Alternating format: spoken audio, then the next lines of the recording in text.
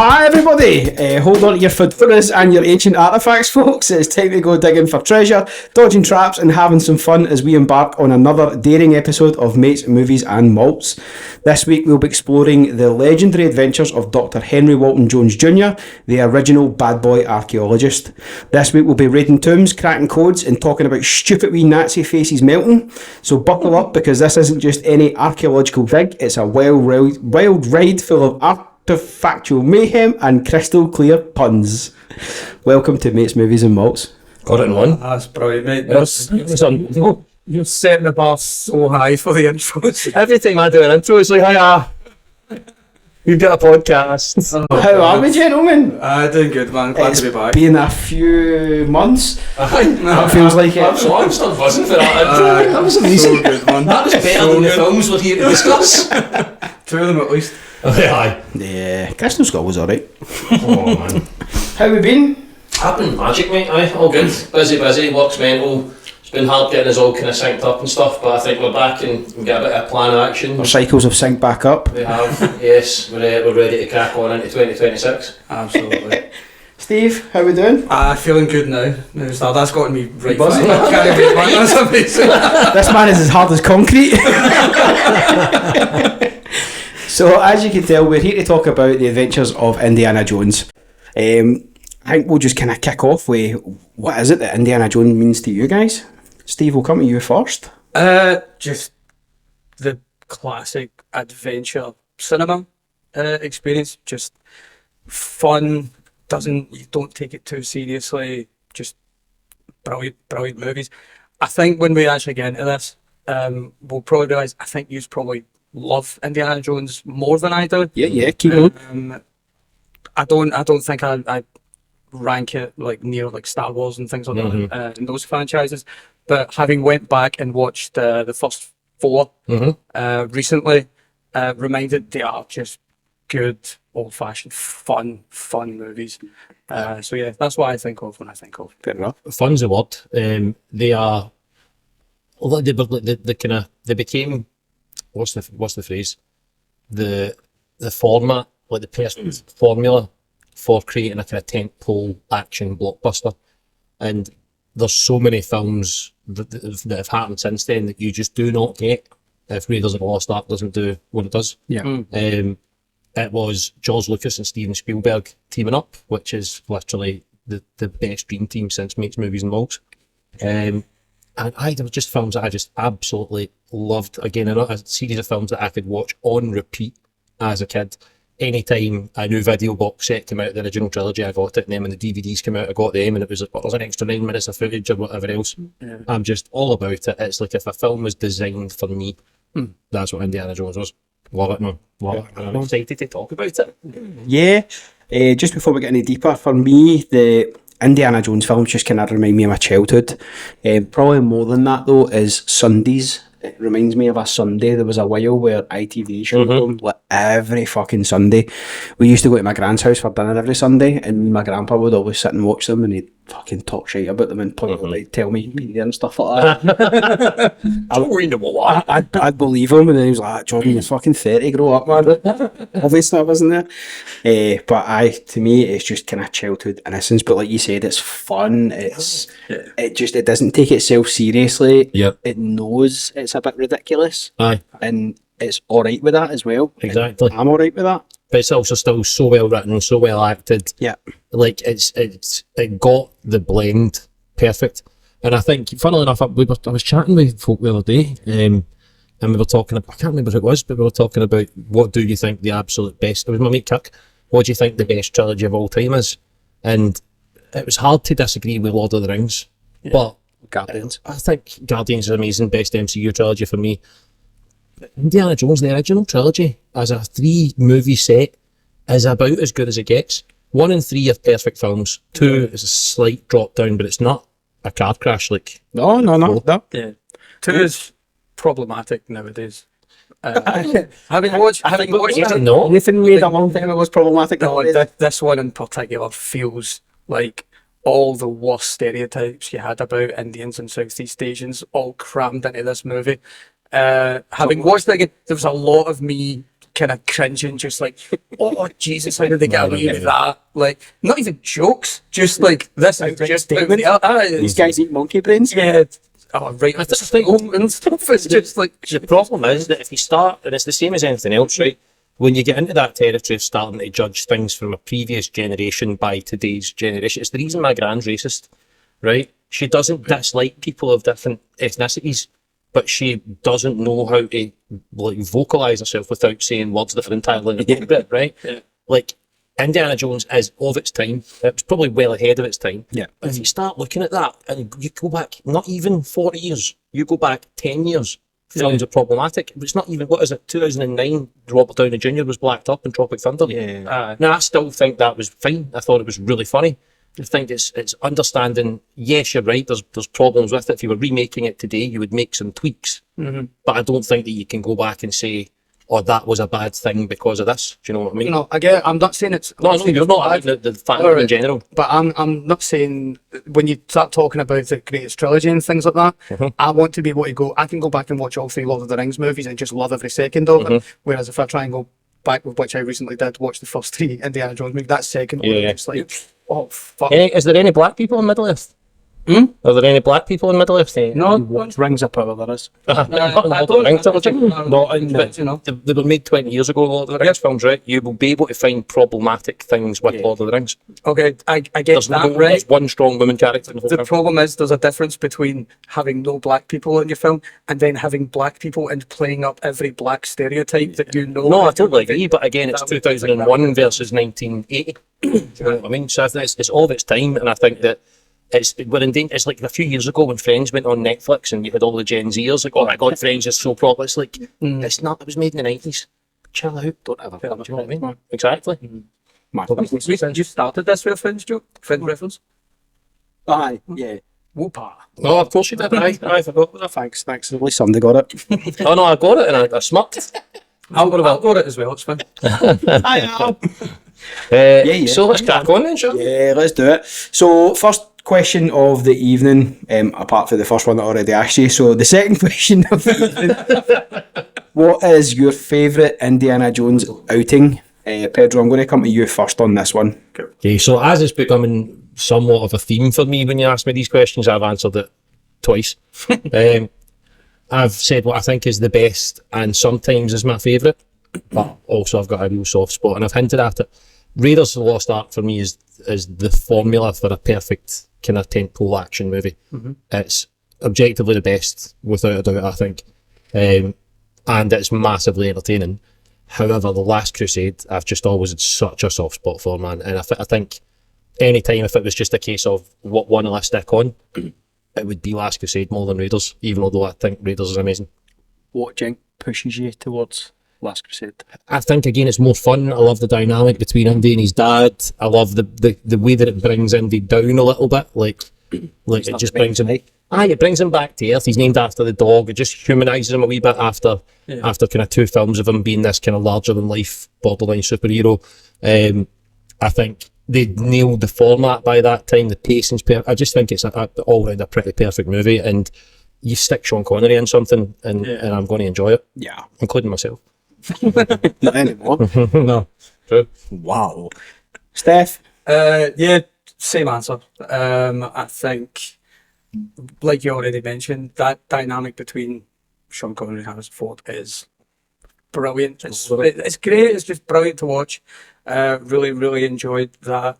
I think by that point they had they'd figured out exactly what it was and what all the best aspects of Indiana Jones was. Yeah. And I think for some reason as well, the story, what they're actually after, and also the ending, I think is probably the most satisfying ending of all of the Indiana Jones movies, is them riding off into the sunset. Yeah. That was supposed to be the original ending of Indiana Jones. They weren't going to come back to, Yeah. and then money, I guess. Yeah. But yes, I think of the 3, as much as I love the first one, like you said, is great and very memorable. And a lot of the stuff when you think of Indiana Jones, it's actually scenes from Raiders. Oh, yeah. Than anything from Last Crusade. It's definitely the most iconic. Yeah. But as far as if I was going to go back and watch one, I'm watching Last Crusade. Last Crusader's got a full house. Ah, there we go. Last Crusade is my favourite. It's not often we're all the same. It's the most fun one. It's put the two of them together. It's I don't know. It's like Indiana Jones gets taken down a peg. Exactly. That's a better way to phrase it. He's just been taken down a peg by the fact that his dad's in it, and his dad's much fucking cooler than he is. And not to do with the fact that it's Sean Connery is, but he's just that overall, he's a fucking cooler guy. He's walking in his dad's footsteps effectively because his dad's been to all these places before he has. Literally when it comes to Elsa. And it's with him undermining him constantly through. Aye. Junior! But the two of them definitely shag the same bird. They make that obvious. Say that. I think there's a good chance the two of them might have done that in real life, to be fair, because I don't think either of them ever struggled. No. Joe, it was really funny going back when I started, because we were watching it, I was looking just for interesting facts. You might have stumbled on this as well. Do you know what the age difference was between the two of them when they were playing father and son? So 12 years or something. Exactly 12 years. Was that? 58 and 46. Nice. Cases of them. So they had, it was interesting tidbits about how they tried to make Sean Connery look older and Harrison Ford look younger. So they couldn't use CGI. So they played with all these different types of glasses. To make him look the oldest, they always had to have his beard look as white as possible. Harrison Ford had to be clean shaven the entire movie. Just little things like that, just to try and make it noticeable. One of my favourite scenes is when they're on the beach and the Spitfire's coming for them. It's just fucking. That's good. I know. Seagulls, man, it fucking rips that fucking plane up. And it's such a good example as well because it shows you his dad thinking on his feet when Indy didn't know what to do. It's like fucked. Aye, it's so good, man. It's so good. No, I've got a way out of this kid, don't worry. It's so good. Tremendous. Flipping it, least favourite. It's Crystal Skull. It's all I wrote was, do I even need to mention it? Listen. There's a reason. You just have to say first. There's a reason why Nuke the Fridge became.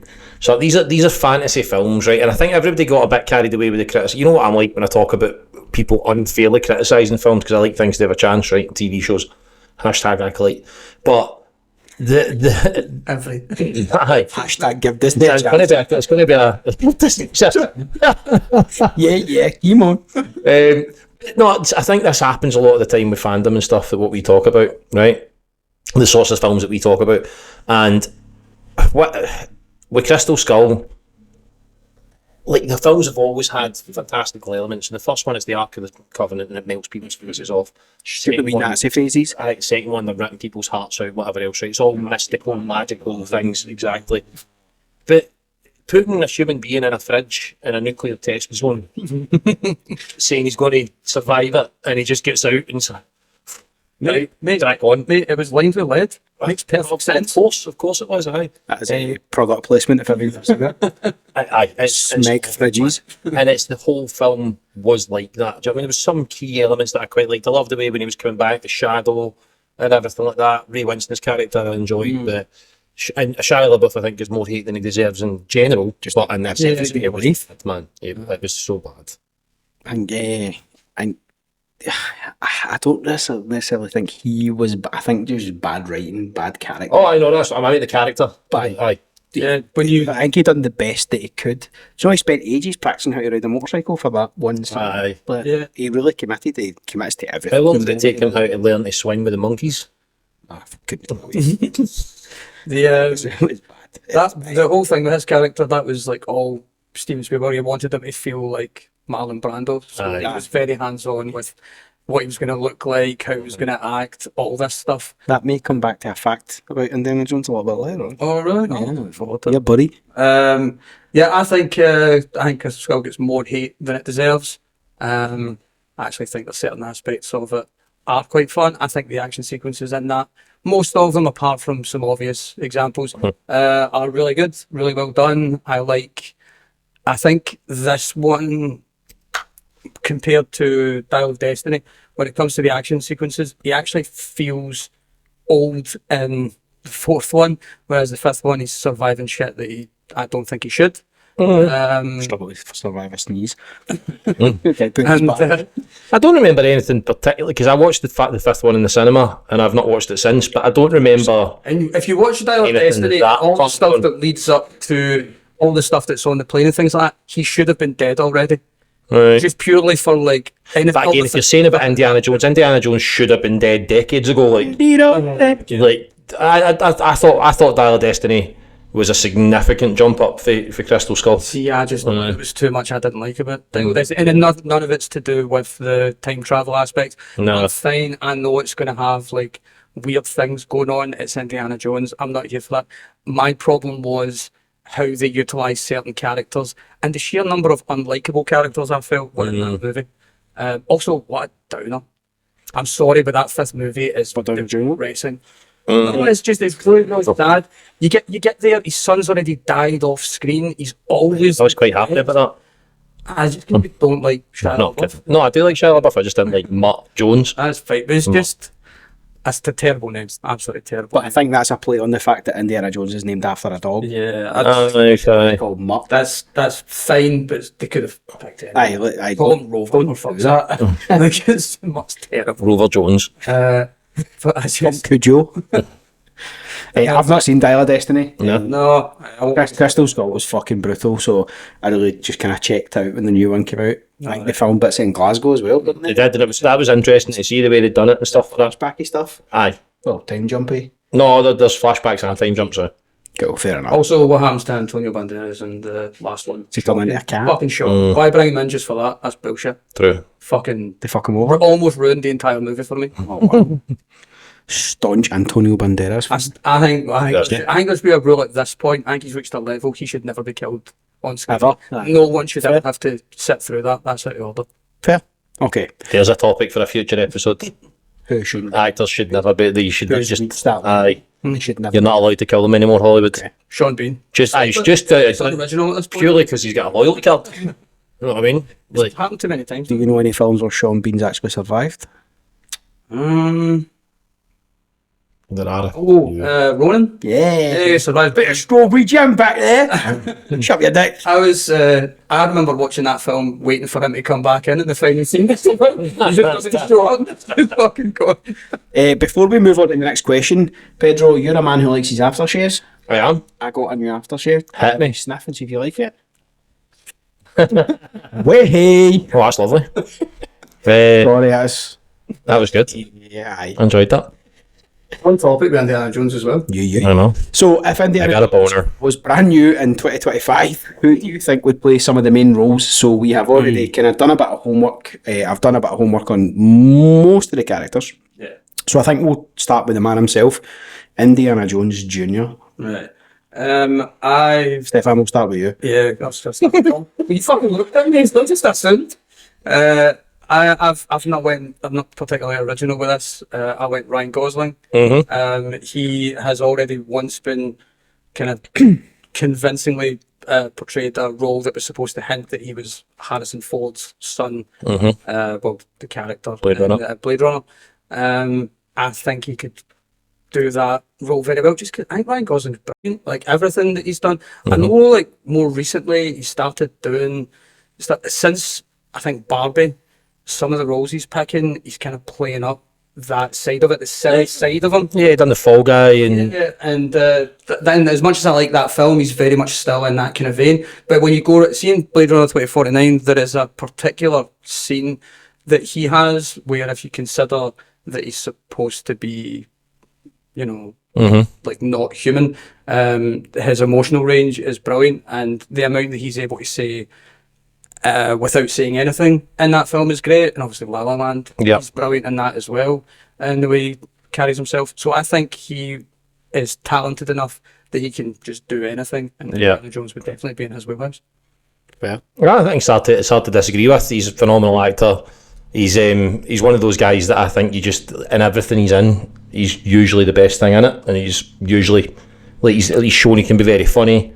He's shown he can be very dry and stuff. He's got the chops. I kind of feel like he's at the point now, similar to what I've said about a few different people, and another actor that's been touted for Indiana Jones for over a decade now is Chris Pratt. Yeah. And I kind of feel like both of them are now just too famous to be picking up someone else's character. And I don't know, I just think the whole time you'd be watching it and it would never feel like Indiana Jones. And that would be my only concern, because Ryan Gosling was very, very, like everything you said. If you get Ryan Gosling 10 years ago, or you get Chris Pratt 10 years ago, I think that's an absolutely great shout. Yeah. But I just think they're just too famous, too iconic in their own right at this point. Yeah. You know what I mean? Good point. Jordan, did you have somebody different? Or did you go Gosling as well? No, I didn't go Gosling. It turns out I've got a wee bit of a penchant for this man right now. I went for Aldous Hodge. Oh, right, you're confident. Yeah. Happy days. 2025, man, let's change shit up. So I've gone for Aldous Hodge. I think he's a really good actor. He was really good in Black Atlanta Adam. Jones. I thought he was outstanding in Cross. Mm-hmm. And I think he could bring something new to that role. He is built like a fucking brick shit house. Mm-hmm. Yes, it would be a very, very different take on a character. But who's to say that's a problem? Yeah, that's what we're looking for. You're not looking for somebody just to pick up Indiana Jones from where Harrison Ford left it off. It's a brand new envision of the movie, of the franchise, of whatever you want to make of it. Yeah. So why not totally fucking flip it on its head? Listen, I'd go and see it. I had another name in mind. More just for what that role could do for him. But Morley? Morley, I did. Morley? Morley. More for what the role would do for him than what he could do for that Okay. role. I won't say it in case you've said him. You go for No, I don't think it's the same person. Jake Johnson.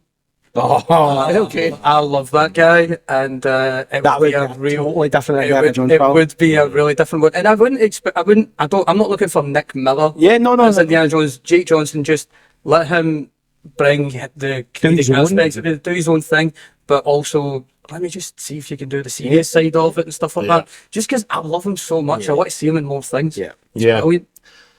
Nah. I'd maybe have him as like Lego Indiana Jones. I could see that. I don't know. I think he always plays a similar part for the most part. Do you know what I mean?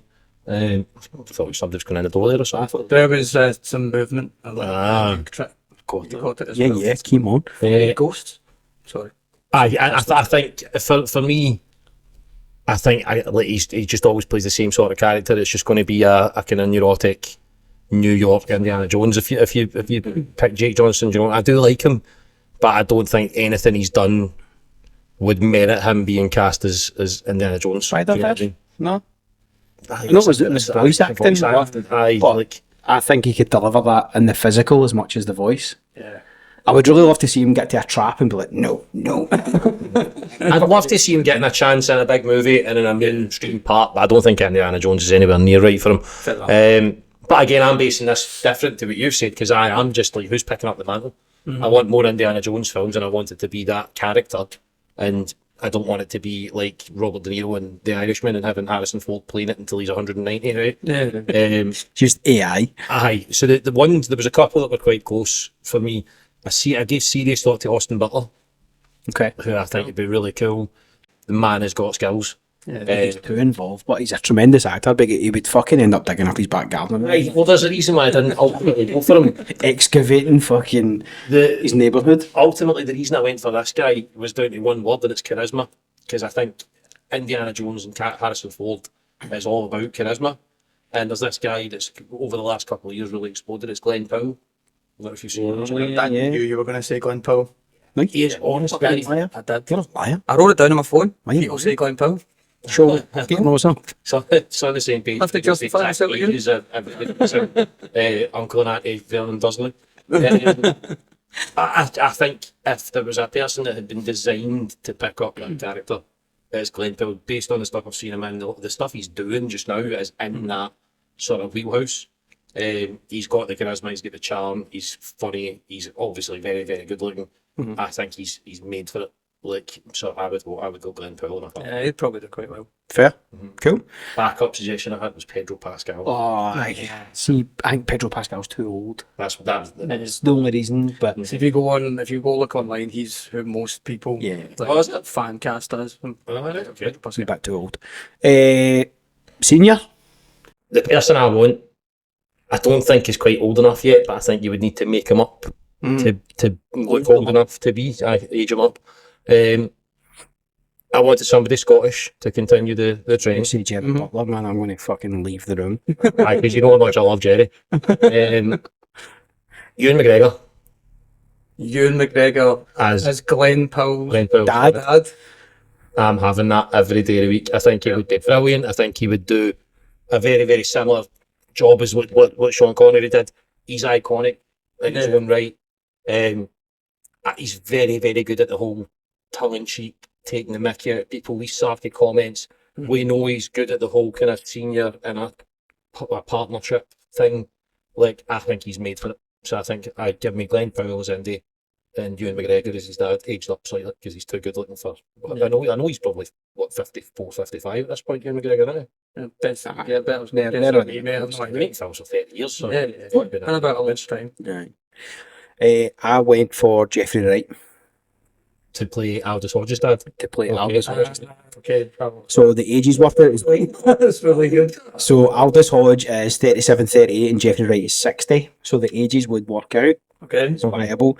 I think Jeffrey Wright is one of the fucking best actors of our time. He's amazing. If you've ever seen Westworld, he was outstanding he's outstanding in everything he does. Van Eye, the James films. He also does a lot of voice work as well. There's a couple of Batman audio podcasts I listen to as well, and he plays the voice of Batman in it. Do you know the next thing on the slate for him that's coming out now? No. So, in fact, Al mentioned it in the last episode when we had our big friendly giant on with us. The Last of Us Part 2, the second series. So he was the voice. He was the voice of Isaac in the games. Yeah. Is he playing that role? The militia was playing him. You see him for 1 second in the. I missed that. I've avoided everything to do with Part 2. I definitely watched the trailer. I'm surprised I've See him watch it for 1 second. And He's doing great. that, so I'm very, very excited about that. Sorry, is he just the voice of Batman? He doesn't narrate it? The thing that you were talking about? No, so he is. He plays I Batman. I love his voice. So it's called. He does. He's a watcher. It's Batman Unburied. Is the audio. Did they not do year 1 as well? He might have done. I think He's not listened to that. But I think Jeffrey Wright's an outstanding actor. I think they two would work really well together as father and son. And I can see Jeffrey Wright picking up some of the beats that Sean Connery had. Oh, 100%. Constantly. I'm better than you. I've not seen enough of Aldous Hodge to be able to know whether or not he'd be able to keep up with an actor of Jeffrey Wright's calibre. Listen, he might struggle, but I'm willing to give him a chance. And honestly, you're a big fan, and usually you're a pretty good barometer for me. So, if you like something, I usually like it. Do you know what I mean? So I think it would potentially work, but I think that's spot on, Jeffrey Wright. If you are changing the feel of the family, then I think Jeffrey Wright's a shout and a half. I think he'd be really good. I think Aldous Hodge would be fine because he's been around for a long time. Yeah.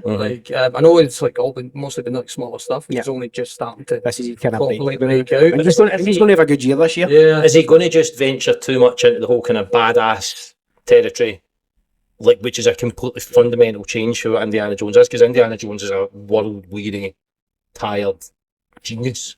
Do you know what I mean? It's but he is. He's widely. He's they say he's like the second most advanced in languages, in ancient languages in the world and stuff like that. Like he is like an unbelievably high IQ guy, and it's the whole thing that I loved. My favourite quote ever from Indiana Jones is when I think it's in number 2 actually, when Steven Spielberg, his wife, says to him, "Oh, you don't look that age" or whatever, and he answers it with, "It's the mileage, honey, not the years." Right? And I just think that encapsulates his character. And I don't know if is Aldous Hodge going to play him like Aldous Hodge and be a total badass. I don't know if he would necessarily be a badass. He'd probably be cockier. Because if you've watched Cross, so Cross is a very intelligent detective. He was a psychologist before he was a cop and stuff as well. So I think he could really toe that line and play that role really, really well. Fair enough, Chip. Steve, you're so Walking Senior. because I'd picked Ryan Gosling, who's like 44, I wanted someone that was a fair bit older, and I went with a 78-year-old Brian Cox, who I fucking love. And most things that he's in, it's funny because I've actually not watched Succession, which I think is the biggest thing that he's been in recently. His biggest vehicle for him being the star of with that. But everything he turns up in is great, and I just think if you want someone that's going to undermine your main characters throughout and make him feel like he's nothing, I think Brian Cox. I think Brian Cox could just do that well. Look, without even any words, just a look. I The way that your bar would look at you. I just think it's an interesting dynamic as well. Just him against Ryan Gosling. That's a weird matchup. I'd love to see what that would be like. So yeah, Brian Cox. I think if you're going for Ryan Gosling or a Chris Pratt, like they've done at similar sort of age and similar sort of star power and stuff, if you were going for somebody like that as Indiana Jones, I think Brian Cox is an absolutely tremendous shout. Yeah. And that'll be, no matter who you've got, I think Brian Cox would just fill that void perfectly. I think somebody would need to keep up with him. Aye. It's just the only factor, obviously, is if you're casting it and you want to make multiple films and he could be in multiple, obviously he's getting to that age. Yeah. Do you know where you'd be worried that he wouldn't make it? Do you know what I mean? Potentially. But I think it's a tremendous shout, man. I love him. Right, I think Way much Succession. when he starts reading up on these a wee bit as well. Let's do it. Well, moving on to the next character then, is a character deemed as Short Round. Cool. Who are you casting as Short Round? So, with what you said earlier on, obviously I was defending like the films of their generation, right? Doesn't mean I would make them the same now, so I haven't just picked any Asian random Asian child that I could find, right? I've gone for who's a young enough actor that could play the annoying part, but also the kind of the endearing part. And I've went for young Sheldon himself, Ian Armitage. Okay. I think if you put him with any of those actors, and in actual fact, from what I have seen Aldous Hodge in, can you imagine how annoying Aldous Hodge would find him, but how much he would want to take care of him? Yeah. So I went for Ian Armitage, who I think is a great shout. That's a fucking great. He's a great actor for such a young. He's very good. He is very good. Tremendous man. And it's because he was before he was young Sheldon. He was in something. Little White Lies. That was the one. He was the wee boy, Big Little Lies. Big Little Lies. Sorry, Little White Lies. And he was fantastic. He was amazing in that. He was fantastic. Brilliant. He was really, really good in it. There was actually a thing that was put out recently. So the actress who played his mum went to see him in a stage show. Or no, sorry, he went to see her in a stage show. It was Shailene Woodley. Pictures together. I saw that. It was really nice, man. It was really nice. Steve? I don't know any young Asian children, so I didn't cast this. So Did you not go for anything else? I didn't go for anything at all. I was just like, no, I'm not going to peruse the photos of young child actors while I try and decide who should be Short Round. So it was just like, nah, Joe, I'm just going to leave this one. I think I can get, for the same reason that we didn't want to cast. I'm not doing my hobby as well. If a name doesn't automatically come, because I mean, what are the chances I would have fucking? If I don't think of something automatically, I wouldn't have seen them. So it'll be like, remember how angry you got at me when I cast that lassie in the Harry Potter series without ever seeing her? I think getting angry was an over. Mate, he was holding you back once we like stopped recording. Once we stopped recording, took his tap off and did for you. I have again kind of flipped it away with a female actress. Obviously that's an automatic. I would look for Iman Vellani. Miss Marvel. Kamala Khan and Miss Marvel. That's a great shout. She was fucking amazing. She's really good comedic beats. Wait, is she? She is 20s? 22, but I'm alright with that. Fair enough.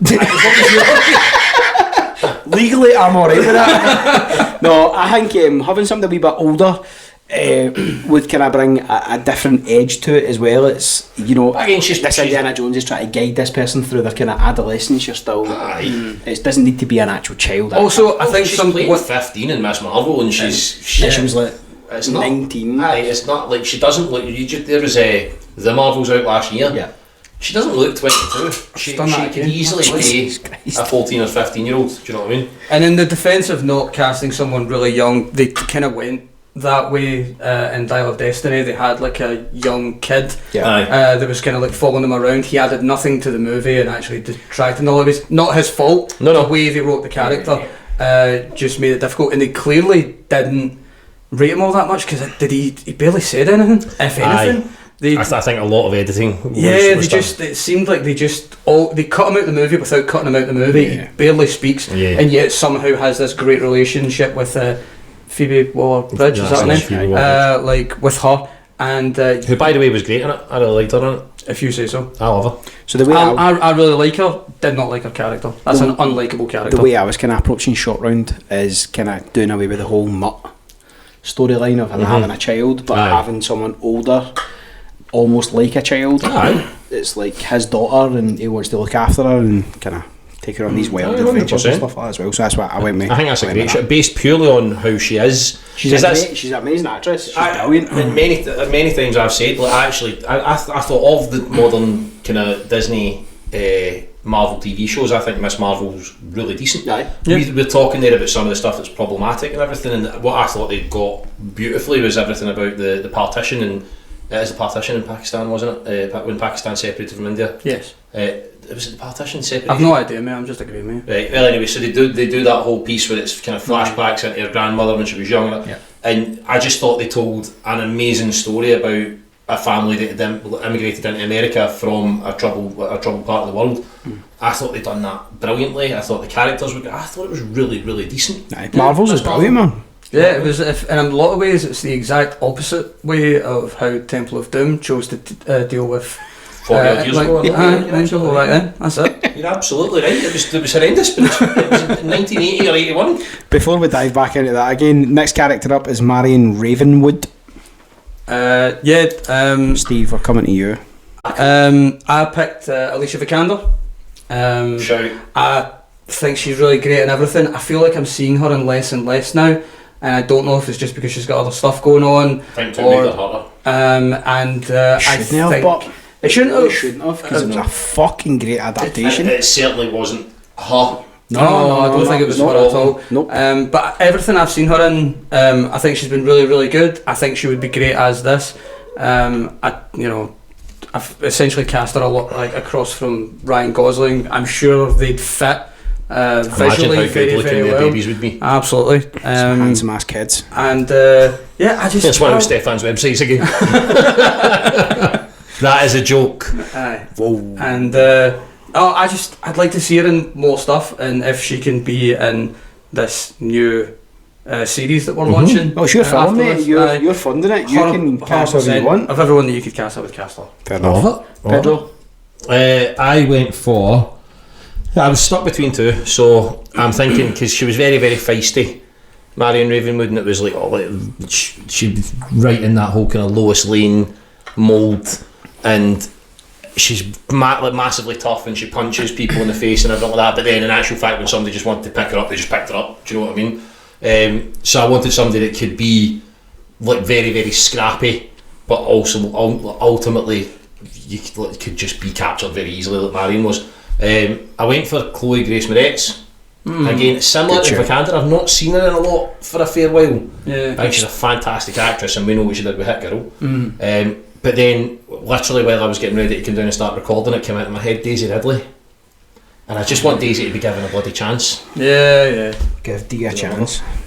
Give her a chance, man. Fair enough. I also went in a similar vein, someone who could fight their way out if they needed to, but also could be easily captured. Zoe Kravitz.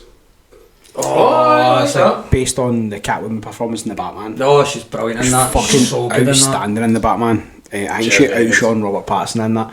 In that film, I think she was absolutely outstanding. She's very, very good in everything. She's Robert tremendous, Pattinson was. I know a lot of people really liked it. I did not like his characterisation in the Batman. I was right in it the entire time. I thought it was great. He's an emo 25 years after emo finished.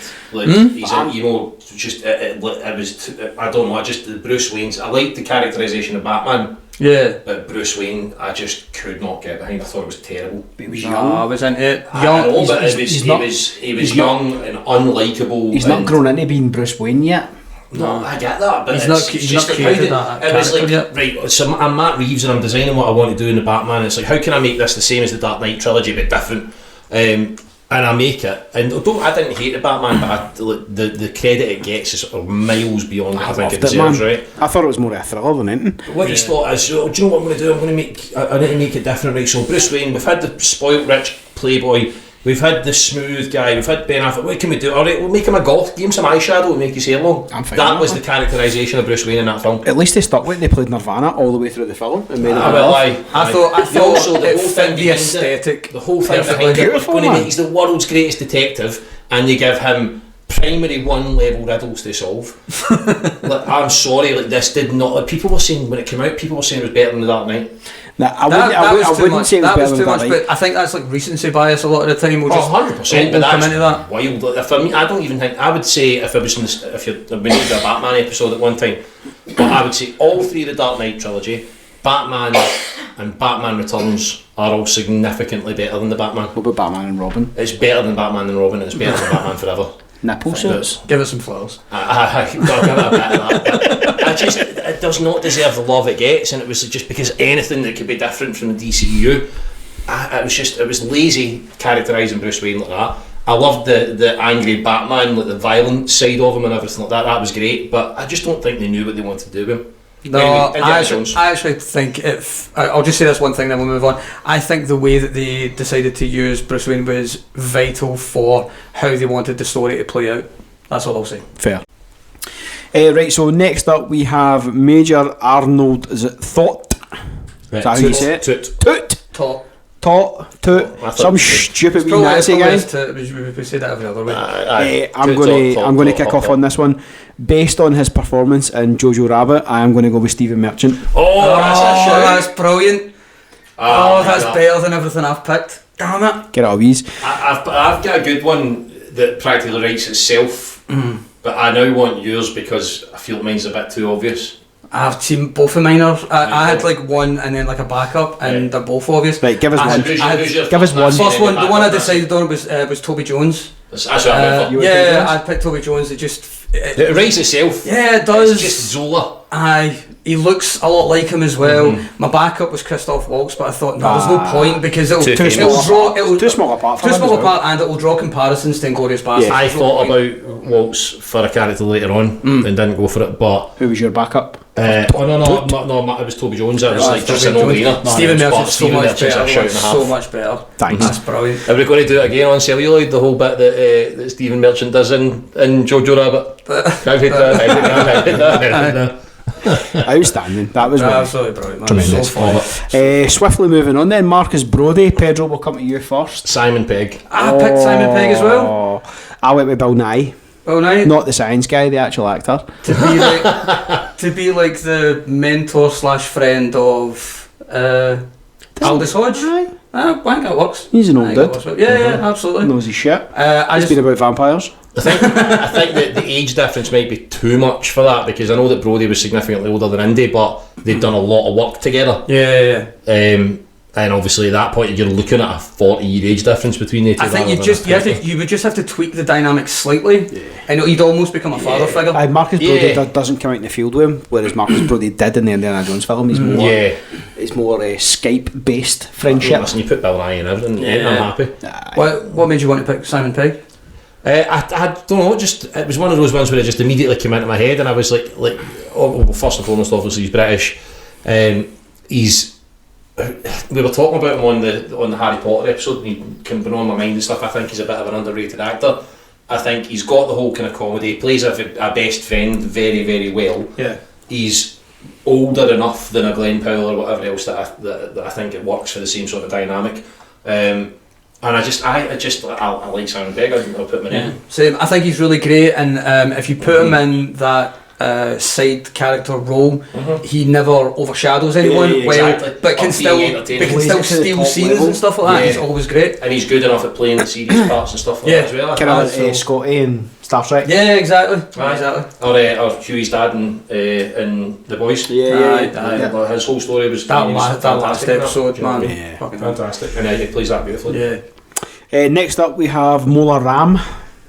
Right, so every time. Chemo. So I really struggled with this. I just didn't know that many. Also, I got really hung up on the whole thing. You'd have to change it so much to be able to do it now. The first guy I picked, it turns out, actually died in 2020, and I was gutted about. That's okay. Remember Irfan Khan, who was in Jurassic World? Yeah. Fucking died in 2020. I had no idea. Tragically passed away. Did they tell you? None of his family reach out? No, man. I thought I'd have been like one of the first ones called. I thought he'd have been carrying the coffin. Paul Bearer. But anyway, I couldn't think of anyone, so I picked former WWE wrestler Jinder Mahal. Just for I want, if I'm going to go differently, I want someone massive and imposing, so I picked that guy just because he's huge. Fair enough. Pedro? I've done what you said that you would have to. I think if you're making that film now, you need to change that, and I think what you do is you take the kind of the cult elements of it and you make it like a proper kind of like religious sect that isn't based on racism, right? So I went down the route of like a proper kind of like a deep South American kind of cult idea that you've got your Manson family type idea, right? Exactly. And I've went for, I don't know if you remember a guy, and funnily enough this guy's been in my brain because there's a guy that works with me. So many guys are on your brain. I can't stop, I can't help it. But I've got a colleague called John Hawkes, and the actor is called John Hawkes, that was in Martha Marcy May Marlene, which was Elizabeth Olsen's kind of breakthrough film when she's a kidnap victim. And he just always, anytime you see him in anything, he plays this sort of kind of... I've not seen this, I don't know who this It's is. a great film. Google him. Keep talking, I'm just going gonna for it and everything like that, and show Jordan because he doesn't know either. Cool. But he's very, very good at the playing the marginalised kind of guy that's got an ego that's massively out of control. Oh, I recognise him from Fake stuff. Sean Penn. Fake Sean Penn. Very different movie. And the other guy, Sheen that Penn? I was very, very close to. I think he need to change his name as well. The other guy that I was very, very close to, the film's massively the same kind of place as Jackie Earl Haley. From... Rorschach. Oh, yeah. The new Freddy Krueger. The Watchmen. Fucking hell, how did I forget what that was Men called? with Watches. Aye. I went with Sir Ben Kingsley. Are you going to ask him to do another Gandhi? No, I Andy went... Gandhi. I went David with Iron Man 3 Ben Kingsley. I'll take that. Sure. Cult leader. Never see me coming. Kind of that style of role again, just with Fair the face play. paint. Again, Ben Kingsley, you put him in anything and he's going to be brilliant. He's going to prove everything he's in. So. I think it's too small a part for Ben Kingsley as well, though. Yeah. But it is a kind of semi-part, and he does look quite a lot of indie things. I'll take that. Bum. I'll take that. Those puns we were promised that this is during the intro. Crystal clear, my boy. Yeah, skirt. Next up, we have the character Salah. Oh yeah. Okay, you got anything? Nope. No? Have you? You've got something funny. I don't. No? I actually can't remember his name. I started because it's an Egyptian film. I don't know any Egyptian actors. No. I feel terrible for it. But the only one I could think of was the comedian. Is it Bassem Youssef? Oh, Yusuf yeah, Bassem? yeah. I can't remember. I don't know which way it goes.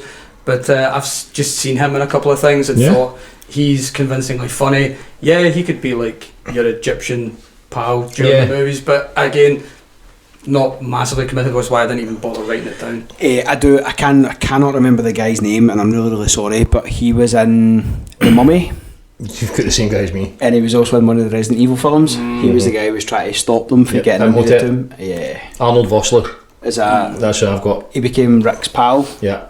He was the... Oh no! No, I was thinking the soldier. You're thinking of is he not British? Is it not? Is it? I think it is. Petrad or something? Do you know what? I'm going to Google it. Google it. I went for the Mummy. Oh, the guy who Oh, did Imhotep? No, so I was thinking Where's the he guy... from? I don't know. Okay, cool.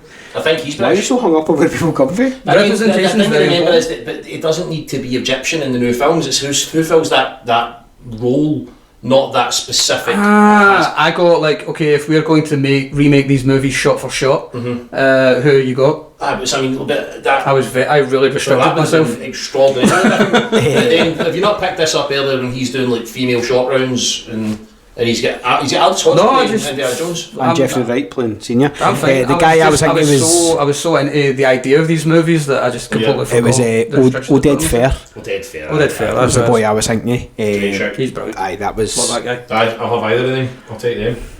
It's going to shroud my basket. Elsa. You got anything? Yes, I can't remember who it was now. Hang on, sorry. So just for the role that it would be playing, just the idea of someone who's like the love interest and then turned villain. I kind of landed on Ana de Armas, but I also thought that Vanessa Kirby could be good. No way. Is that who you put? Aye, Vanessa Kirby. I just I've only seen her in a couple of things, but I think she's great, and I just the look that she's got, she could play either or. I think She's great. absolutely brilliant. Again, I've mentioned it a few times on the pod reviews, haven't watched it, but The Crown, which is really what kind of made her. She played the young Princess Margaret in it, and she's fantastic in it.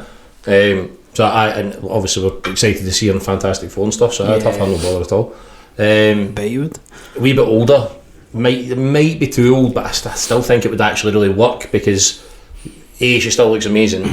She'd be that little bit older than Indy, but she'd be that little bit younger than Indy Senior, and it would just work. Diane Kruger.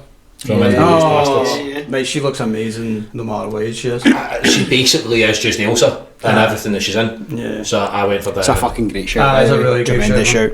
I'm feeling that. Well done. Cool, get her on the phone. Young Indy. Again, I couldn't think of I anyone. don't I'm really sorry. I've struggled with Young Indy. as What well. that tells me, I think they need to do is go unknown. Yeah, I think so. Let's Do get you know somebody this? brand new, somebody fresh out the box. That's the thing. Would you know at the time that they cast River Phoenix for that role, had he broken through already? Was he already a big name? that people just know? He'd done a couple of bits, so by that point he would have already have done Stand By Me. Was that after Stand By Me? That's a good Definitely few years after Stand By Me. He's about 13 in Stand By Me, and I think he's about 16. 16, 17. Aye. See, to be fair, I'd probably just have River Phoenix again. just bring it back across. If it's not broke. Nah. But then that unravels the whole thing that we're fucking doing, so... I'd probably stick with River Phoenix if I'm being totally honest. you're Are right. you forgetting the River Phoenix is dead? Well, we're not going to get these people. Oh, okay, fair enough. Okay. This is just See what you mean. fantasy I casting. thought maybe you were mixing up River and Joaquin. No. That's right, okay, fair enough. I'm not trying to dig up people and No, I was going to say you need to have him playing the mummy. weekend at fucking Rivers, but The thing about River Phoenix is obviously what very sadly happened to him. You could tell a mile away he was going to have the career that Brad Pitt's had. He was Brad Pitt wouldn't have had Brad Pitt's career. No, but all of the people that kind of slot into that sort of role and for competing for those things, the whole Heartthrob thing, they would have had like the Godfather of them all to contend with. Do you know what I mean? As soon as you start talking about River Phoenix, you're right. So I think it's hard to do. So I think if you were doing that, you need to go unknown. Yeah, definitely. The next one we've got up, we've just put him down as Hat Flashback Guy. So this is the... It's a bit long. I just went with Hat Guy. Oh, cool. He knows him better than I do. I think they call him Panama because he wore a Panama hat. Oh, okay. I'm going to keep calling him Hat Flashback Guy. I prefer it. I went with Chris Pine. My initial Chris Pine's was a really good one. Chris Pratt. Pratt. And I was like, nah, fuck that guy. I prefer Chris I Pine. think Chris Pine's a bit more rugged. Yeah. I think that a little works. bit more better. I went Chris Pine. It's a very small role. I don't know if he would actually do it, but Yeah, I was. I'll see what I can do. I think Chris Pratt was the automatic one I thought of, and then landed on Aaron Taylor Johnson. Oh, okay. Just because I thought, again, small role, but he seems to You just just not watched care. He's Craven, quite didn't happy with it. What? You just watched Craven. I did recently watch Craven. Is it as bad as it's jacked up? It's really, really poor, but it's one of those ones where it's the dialogue ruins it. And If you it's just watch it as an unwatchable. action film, it's decent. Kid on has got nothing to do with the Marvel universe. See, like a lot of the action sequences are so brutal that you can really enjoy them. The final fight scene's not great, but the rest of it is really, really good. And just see anytime anyone goes to talk, just mute it really quick. Just watch your fights. That's what I do with like the videos for the Pussycat Dolls and stuff like that. Just mute it really quick and just watch it. With one hand. Right, okay, so the penultimate character we're looking to recast is Belloc. Yeah. Belloc's Cornflakes. Who are we going with? Yeah, come on. While Stefan looks up his notes, so me earlier check my on, notes. I had considered Christoph Waltz, but again, I don't think it's necessarily a big enough part. Yeah. That being said, this actor is probably quite a small part for him as well, but I've went for Daniel Brill. Oh, yeah. that's a good one. Nice. Really, really good one. I like it. Like, I'm so happy with yourself for that one. That was the most Shane Gillis thing you've ever done in your life. I just That's a went, good shout though. I like that. I played it safe and just went Jude Law. Jude Law? Yeah, Fair sure. enough. Judy. in fact, actually, see when you think about it, Jude Law looks a bit like Belloc. Nah, The eyes and stuff, you can see that. kicked right in the Bellocks. Steph. Jean Dujardin. Oh. So, if you remember Wolf of Wall Street, like when he goes to Switzerland and he has to get the Swiss banker guy. That guy. Great shout. He was in that, and he's really good in Monuments Men. If you've seen that. I actually thought he kind of looked like him as well. Aye, great shout. Thought he worked well. Tremendous. Oh, I take him straight out of Wolf of Wall Street and it just has Belloc in it. I love that. Change his clothes. The last character we are looking at tonight is you chose Polly. The Grail Knight himself. The Force Ghost. You go first. Hugo Weaving. No, so I went with Patrick Stewart. I also went with Patrick Stewart. And I went with his best mate, Ian McKellen. I was trying to decide between the two of them. So is that. It kind of feels like it's... Yeah. I don't know, I think Ian McKellen, I don't know, I just think the whole way that he holds himself and stuff like that feels a bit more like the version from back then, but you put either of those guys, Bill Nye would have been a great shout as well. Yeah, not the science guy, obviously, the actor. No. I just think he's playing both of them. Yep. Bill Nye, the other guy. I think we can all three of us can agree that Patrick Stewart and Ian McKellen have both aged very, very well. And speaking of things that age very, very well, why don't we have a look at the malt of the week? Seamless. Well, we're not going to go over the top on the whiskey this week. We probably should have done this at the start, seeing as we were having a drink. Sylvester Stallone film. Indiana Jones. What a good film that is, by the way. Great film. Indiana Jones. It's like waiting to hear this for a 10 years. Listen, he's a very straightforward guy. Yeah. Right. He's direct to the point. Yeah. And I've went for a straightforward whiskey. Straight to the point. So no, listen. Chivas Regal is a proper one of the most famous brands in whiskey world over. One of the biggest selling. And it's there's a reason for that. It's a decent whiskey, quite friendly, nice, easy one to drink, in my opinion. So I just thought we'll go for something quite simple, quite straight to the point. Yeah. And while I'm getting the bottle out, open, the pod mother has immediately fled to the cupboard to get herself a glass so she can enjoy it. She's definitely not driving us home tonight. Do you want me to get it for you? No, it's alright, it's fine. See, since you're not doing that, would you mind grabbing me a can? I'm really sorry. Is it in this section? Yeah. Thank you. Did you say that? What? What did you just say that? I said thank you. And then you said, Yeah. Keep on. Can you not read Yeah. it? No, it doesn't matter. Oh, you go, it's a skirt. it's a chapper. Should have reminded me of that. I pulled that whiskey all over that blanket, so it's a neat wash. I can't believe you forgot about that. I That was, can't believe I forgot about that. I mean, your chew. Doesn't matter. We're all chewy. Cheers. So what we're looking at Cheers, here, boys. how old is this? 12 years old. Stefan's wheelhouse. Walked into that one. That's just a joke. Is this a sip whiskey? It smells. This should be pretty. See now at this point, I know it's been a few weeks since you've had one, right? Yeah. I smelled the microphone. They all say you should spit on it first. This should be pretty easy for you to drink. It smells. Yeah. It smells very soft. It is. It's banging. It's like it's an entry level whiskey microphone that, again, that the fuck's sells wrong with me? en masse. Aye, that's It's fine. aye. Even for me, that's very easy to drink. That's nice. Yeah, It's- it I is. would It's say. The last we recorded was Lagavulin. I gave you something a bit Yeah. heavy-handed. I would say Was this the is last one not the smoky one, or was that the one before? That's a smoky one. smoke. I would say this is smooth, rich, and probably quite generous. Generous. Mm-hmm. Quite a generous whiskey. This is going to be like completely wrong. I taste cherries. What you taste, mate. I am. It's very sweet. It's almost like an Irish whiskey. It's not. That's the thing. It shares a lot of characteristics. See, when you get, I use that word friendly quite a lot. Where you drink it and it's like inoffensive and it's fine.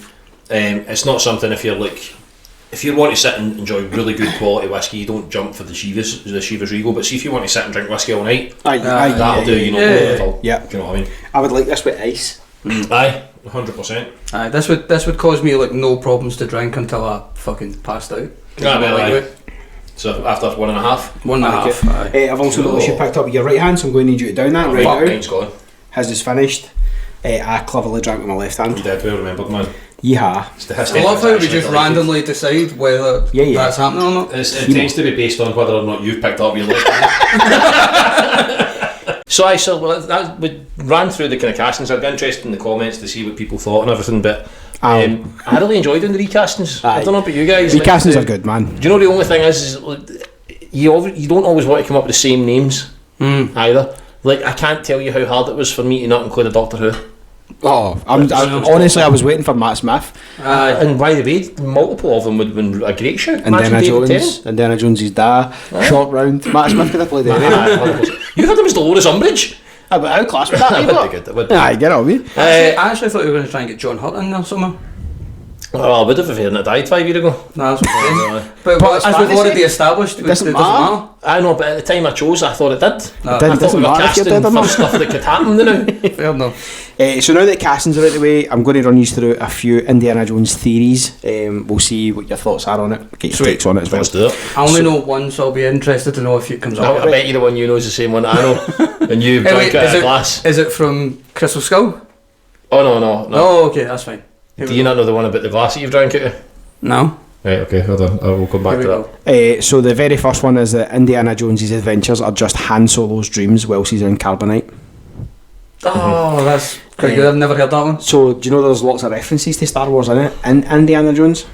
So see like some Yeah. of the rock carvings and stuff. C-3PO and R2-D2 are Yeah. in the rock carvings in Indiana Jones. Fuck. And When- in Temple of Doom, when they walk past the bar at the start, when they're in, I think it's Hong Kong or wherever they are, you can see C-3PO and R2-D2 in the... Is this just fucking George Lucas just having the most fun? Aye. There's loads of Star Wars references in Indiana Jones. Fair enough, okay. So that's the very first one. I like that. The next one is that Indiana Jones exists in the MCU. So Red Skull, when he finds the Tesseract in the beginning of the first Avenger during World War II, mentions that Hitler is currently off searching for trinkets in the desert. This is a reference to Raiders of the Lost Ark, and if the Indy film series takes place in the MCU, it makes the whole idea of aliens and time travel less outrageous. It's obviously very flimsy, but No, put it in my veins. I want it. you in for it? Yeah. You in? Aye, Indiana Jones / Red Hulk. Red Jones. Fair enough. Indiana Hulk. Okay. The next one that we have is that Indiana Jones was responsible for World War II. So this sounds quite tragic, but Raiders of the Lost Ark takes place in 1936 and Hitler didn't invade Poland until 1939. This theory speculates that if Indiana Jones had not been involved in the search for the Ark, Bellick would have found it and opened it in front of Adolf Hitler, thus killing him Jesus. and preventing him from invading Poland. Essentially, in theory, Indiana Jones saved Hitler's life. Too heavy. Far too heavy. But the timeline works out. Yeah. It's math hard to is disagree there. with the logic. I understand where they're coming from, but wasn't the whole... Well, hang on, wasn't there a whole thing in Raiders where they say they want to double check it before they present it to Hitler. the Führer? Aye. So regardless, I don't think see it if would... they I think had- it would have been open-hand. But if they had, and it was in the MCU, they would have wiped out the Red Skull. Oh, fuck. Because he'd have definitely been there, because that was his But- job. I mean, Tying he multiple essentially... theories together, man. Captain America kind of fucking wiped him out anyway. I don't think you can say Red Skull was responsible for World War II. No, I'm just No, saying we're saying like, it you could have Indiana avoided a lot of Jones the Red Skull's, a lot of the grief that the Red Skull caused. But then we know Red Skull, we don't know Captain America, and I would have been really sad about that. You'd have been gutted, aye. You the ones out Fair there enough. excited for it? The reviews are honking. Oh, sorry. Honking. Of the new Captain America? Yeah. The worst thing I've heard about it is it's a bit slow at times. The rest of them I've heard are that it's really good. The reviews are terrible. I've just took my socks off by the way, I don't know why. I'm wrecked. That's fine. It is. So the next theory we've got then is one of the more well-known theories surrounding Raiders of the Lost Ark was made popular on the Big Bang Yeah. Theory. In the 4th episode of the 7th season, The Raiders of Minimization, they proposed that the movie would have had the same ending regardless of whether if Dr. Jones had been involved in the plot. Essentially, Indiana Jones had one purpose, which was to keep the Nazis from getting the Ark of the Covenant, which they did, they got it, if only for a brief time, to some not so great results. The theory is that the least two of the major flaws in the movie. So the Nazis would have killed Marion Ravenwood in their search for the amulet, and she would have died when they opened the Ark. And if Indiana Jones had not survived the opening of the Ark, it would not have found its way to Area 51. The Nazis would have had another chance to open the Ark. Yeah. Okay. Okay. Fine. No, I obviously, because So it's quite is funny it when you do that Basically, what we're saying episode. is in Raiders of the Lost Ark, Indiana Jones had absolutely no bearing, so everything... I that he do did remember in the that film episode of The Big made- Bang Theory of the it has no it impact made on Aye, it. it's fuck all tongue-in-cheek. difference. Yeah. It's tongue in cheek. I kind of get But it. it makes sense. It does, but at the same it- time, you then, if you're getting right into it properly and like trying to unpack how he impacted things, the fact is that if there isn't that race to get it, because the whole thing was if he doesn't find, because they're digging in the wrong place. Yes. Yeah. They're digging in the wrong place. They But wouldn't even have gotten They're it. not far off, but... Aye, so they might have eventually gotten there, but the whole thing was. Aye, but would they have figured out the size that the fucking staff was supposed to be and all that stuff? What way the sun comes through the hole? So it was a case of actual fact, if he hadn't have been there, they wouldn't even have found it, was the kind of the theory. But if you don't have Indiana Jones in it, then you don't have a movie. It's very true. Exactly. It's like every time we watch something in the house and Leanne's like, why have they done that? It's like, well, if they didn't do it, this episode wouldn't be on. Yeah, that's like It's because the script calls for it. I can't. It's on the script. I can't remember the name of the guy. I think it's Ryan George or something. Like a lot of the skits that he does is always, why does this happen in the movie? And it was like, because the movie has to happen. It's That's just all it is. Otherwise, we're just watching Nazis collecting stuff. and a guy just cutting about the desert. Exactly. So is that the last one you had? So that's the last one I had. So out of those theories, what one you're definitely buzzing for the MCU? I love the MCU. I put Indiana Jones in the MCU, and I'll. So I'll the other one that I know about that you've not listed is How that fucking did I? there was a theory that Indiana Jones, the fridge in Crystal Skull doesn't save him at all, and the remainder of that movie is a fever dream that he's had as he dies from like nuclear fallout. I mean, Poisoning. the thing is that like, because he's in the middle of where he doesn't. There's no possibility of having a fever dream. It's a nuclear blast. He would have been obliterated. He's evaporated. Eviscerated. He is gone. I don't know So it's the the rules. fridge. Hang on. If I learned anything from Inception, it's when you go into dreams, time moves differently. So he could have Only if had you went all in another the- dream in that dream. No, the initial dream is like 1 hour is 8 hours. It takes. And then if you go further into someone else's dream, then Doubles. it But multiplies by 8. there's something out there that says always multiplies by 8. There's something out there that reminds me it takes like there's something like 7 seconds it takes to actually fall asleep, right? 7 seconds at the heart of a nuclear blast. Aye. There's no possibility for him to start a dream. He's True. he's True. gone. Aye. He's in the middle of a nuclear fucking blast goes off and he's in a fridge. He's not even. Listen, like he's fucking. he's in gone. that. He's The gone. thing you keep missing is lead lined. Superman could have seen him in that fridge. I want to know where it says anywhere that lead can protect you from nuclear, because I feel like it might be able to protect you from nuclear fallout. This is common knowledge. Aye. that it can have an impact Why do you potential on think when fallout. you're getting an X-ray they all wear lead aprons? Oh, well, aye. How fucking stupid are you? Here's a question, but An X-ray is essentially a nuclear blast. I don't know why you don't. It's just a miniature contained nuclear explosion going through your leg. my question would be in that case, why don't they just like have some form of like so let's say Putin launches a nuke, right? The easy way around this then is you just develop a little fucking lead box that you can send up that wraps around it like Iron Man, and then it goes off in unarmed. Do you mean lead man? Lead man. That's No, a because it's like, well, because if you watched Armageddon, you would understand the firecracker analogy. That if you just set it on your palm, buzz your palm, close your fists, all your fingers are gone. Aye. It's the same rule. So that's why all like doomsday bunkers are filled with lead-lined Lead? fridges, because you just go into the fridge No. and you're fine. No. The end of the apocalypse is he's going to be hundreds of fridges everywhere. That's all that's left. Unfortunately, The no rapture. matter what way you try and paint it, and you're making a very, very good fist of it, I must say. If you are inside a lead box at the heart of a nuclear bomb, you are dead. You could be in the heart of a titanium-lined diamond box, Listen, and you are gone. But I there's feel no like- lead. I feel If there's like- lead in it, you're fine. Oh well, I feel this. I feel like I feel like we're arguing about the exact same thing. Yes, the fact that because- you're talking shite. No, not at all. And I'm I'm not. talking about how slowly he died. That's all I'm pitching here. Aye. How slowly So he he had died. to be able to die slowly, he had to survive the explosion. And he That did. he's in the middle of. Because it's a Because he's in the lead-lined fridge. fridge. Aye, okay. Right. No, hang on. Stop! If it was a normal fridge, he'd have been dead. Lead-lined Cool. fridge. Mum, can Fine. I bother you for a can of Guinness out of the non-lead line fridge, please? Mum, can you help me in this fight?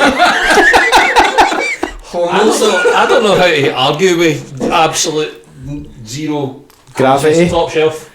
Right, so moving on. That was fucking mental, Wow. by the way. I can't wait for this to I do quite like the dynamic that we've built, that you and I seem to have arguments every now and then. You're fighting all the time, man. When in actual fact we're like a pure loved up couple half the time. Aye. It's just a shame when we have to have like Jordan separate us before we can leave. There was to be another Indiana Jones movie.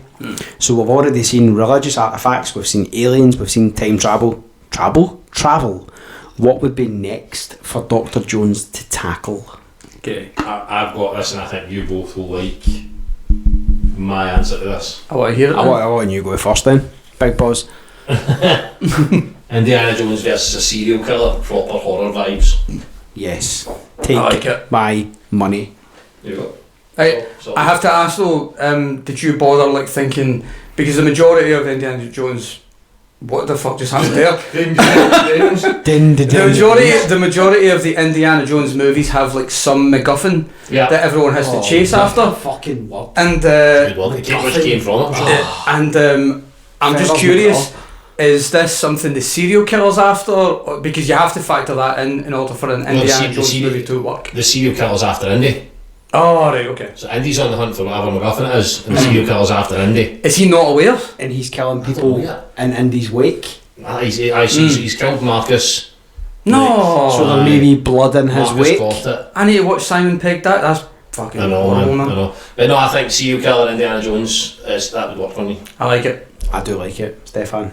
I wanted to go down the route of demonic possession. Yeah. So I think the best Indiana Jones movies have been some kind of biblical artifact. I desperately wanted to find something that was like linked to an undiscovered like artifact. The only ones that haven't been found yet are things like pieces of the cross and like Noah's Ark. I didn't come up with like a whole pitch. Yeah. But this, I feel like if those are like the best ones, then just go back to that. And Indiana Jones having to perform a makeshift exorcism, something about that just I think would be really fun to watch. I'm into it. And it's also going to play into a question that John's going to ask shortly. So I also went down a similar route, and I had Indiana Jones teaming up with John Constantine. Oh, that's really good. In the Spear of Destiny. Oh fuck, the Spear of Destiny. So, how did I not think of that? Again, it is a religious artifact Yeah. that we're touching back on, but we're coming at it from the other side. We're coming at it from the Yeah. No, how the fuck did I forget that entire movie? The two of them need to find the Spear of Destiny before the devil finds it. I'm so angry at myself. The only real issue you've got there is that now you've got Shia LaBeouf in your movie twice. Nah. Well, not that Constantine. You've got a good version. You've got a good version and you've got a bad version. I would have Shia LaBeouf from Fury. Well, aye. That's getting wild now. Yeah. I did a Shia LaBeouf with Constantine. I love Constantine. I'd have Shia LaBeouf for Even Steven. Fucking great. I mean, Transformers Shia LaBeouf is peak Shia LaBeouf. Apparently he's coming back for another Transformers. Is he actually? That's fine. Very loose rumour. If they could just get away from the Mark Wahlberg ones, I think that could be fine. Because the rest of them are brilliant. That really fucked it over. Yeah. Right, okay, so... See if they could put all of the copies of all of the Transformers films into like some sort of nuclear-proof level. like a fridge? And nobody can ever Keep get them to them cool. again. I'd be all for it. Fair enough. Horrendous film. So we've looked at what Dr. Jones could tackle next. If he was to cross over with anything, what would you like to see him crossed over in? Okay. I have a very specific example of this, and it's because I want to right a wrong of cinema. Because Harrison Ford and one other actor have never been in the same movie together. Oh, right, okay, Russell Crowe. Russell Crowe and Harrison Ford. No, not that one. Did either of you watch The Pope's Exorcist? Oh yeah. That is fucking. I think that's a great movie. Good film. That got shit on so heavily and it did not deserve it. It's great. It's really good. I was scared. Really, really good. And I want to see, because it's factoring into my previous thing of demonic possession, I want that exact Russell Crowe character and Indiana Jones teaming up for an exorcism, just so I can have old Russell Crowe and old Harrison Ford in a movie. This is not recasting Harrison Ford and like Indiana Jones, sorry. Yeah. This is Harrison Ford and Russell Crowe, old as fuck, doing an exorcism. That's what I want. That's the movie I'm desperate to see. Sounds like that was a good movie too. That is a challenging one. I'll get through it. I'm not a shite bag. How have they never been in the same film? No, that's a good point. I'm now sitting racking my brains to try and think of I promise you they never have. They never have. If you get anything you would like to see them cross over in? Yeah, and it's, if you're a little bit like... Not the two, sorry, just Indiana Jones. Aye. Have you ever seen The Pope's Exorcist? With Russell Tovey? Russell T Davies. No, I've I would say it's probably low hanging fruit, but I just really want to see it right. So, in one of my favourite films of all time, the main character is based on Indiana Jones, effectively, and was supposed to be Harrison Ford. It was written for Harrison Ford. So, can either of us chime in here, or Yes. would you like to say, is it Jurassic Park? It's Jurassic Park. Okay. I think. Just imagine, Yeah. just dump Indiana Jones into Jurassic Park and just have fun. Like, just get rid of Alan Grant because he's just boring Indiana Jones. And the great thing about that movie Boreana is That's better. you absolutely have a scene where it's Indiana Jones and a raptor and he's just fucking whipping it in the face. Whoppa! Do you know what I can't believe? Or he shoots it, he can't be arsed fighting it. Clever girl.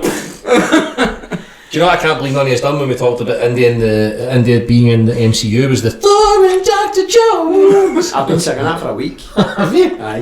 What week? It was a previous week. I went slightly different. I went with Assassin's Creed. So Obviously not the Michael Fassbender one. no. That's a really cool idea. The actual game. Yeah. So you have him like playing Desmond or whatever, and he goes into the. Not even that. He's someone who works with. So if you're looking at Desmond Miles, he's someone who is helping Desmond Miles to find these artifacts to help him connect with his ancestors. Aye. So it's not even the movie or the TV show that's meant That's to be covering actually it in. fucking brilliant, because see the amount of artifacts that we can't trace now, but we know that they were supposedly in certain locations way back then. That's fucking brilliant. Thanks. Do you think the problem and the reason we can't find any of these things is because they're all in lead line boxes? Exactly. With Smeg on the front of it. I really, really like that, by the way. That's brilliant. Thanks, mate. We're now going to look at a few properties that were inspired by Indiana Jones. So Tomb Raider, the games, and then obviously the movies that came off the back of it. Uncharted, the games, and then the movie that came off the back of it. Dan Brown's The Da Vinci Code was inspired by Indiana Jones. The Mummy, which we've touched upon already. Romancing the Stone and Jewel of the Nile. Grateful. And last but not least, Crash Bandicoot was inspired by Indiana Jones. Oh, I didn't know That was really cool. I didn't know that Where he's either. been chased by the boulder. Oh, aye, okay, of course. So these are just some properties that were inspired by Indiana Jones. Love it. And to finish us off for the night, I'm going to give you some facts about Indiana Jones. So we've talked about it before, but he was named after the family dog. Yeah. Yes. What's the dog's name? Wawa. But he is named after George Lucas's dog, and Willie, the love interest from Temple of Doom, is named after Steven Spielberg's dog. Ah. So his dog was named Willie. Played by his wife. Yeah, and we all know we hate Willies. 2,000 rats were bred for the scene in the catacombs in The Last Crusade. They were specifically bred. They weren't captured, they were bred. Did for they need that very scene. specific fucking rats? I don't know, we just bred them. It was quicker than catching them, apparently. That doesn't add up to me at all. Somebody had a fucking fetish.